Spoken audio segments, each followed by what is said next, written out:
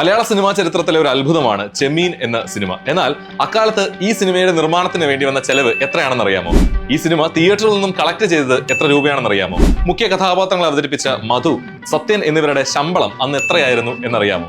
1966 August 19 Ramu കാരാട്ടിന്റെ സംവിധാനത്തിൽ Thakazhi ശിവശങ്കരപ്പിള്ളയുടെ 50ഓളം ഭാഷകളിലേക്ക് translate ചെയ്യപ്പെട്ട ചെമ്മീൻ എന്ന കൃതി സിനിമയായി തിയേറ്ററുകളിലേക്ക് എത്തുന്നത്.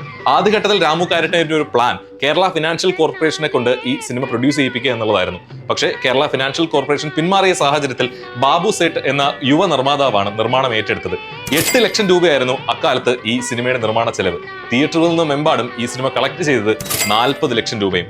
വൻ സക്സസ് ആയി മാറിയ ഈ സിനിമയിൽ നിന്നും ലഭിച്ച ലാഭത്തിന്റെ പിൻബലത്തിൽ ബാബു സേട്ട് പിൽക്കാലത്ത് എറണാകുളത്ത് ആരംഭിച്ചതാണ് ഇന്നത്തെ കവിതാ തിയേറ്റർ.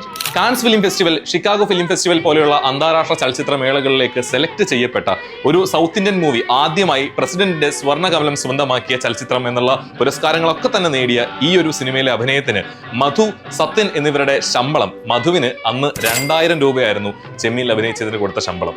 സത്യനാണെങ്കിൽ സൂപ്പർ സ്റ്റാർ ആയതുകൊണ്ട് തന്നെ 12,000 രൂപയായിരുന്നു വരുമാനം.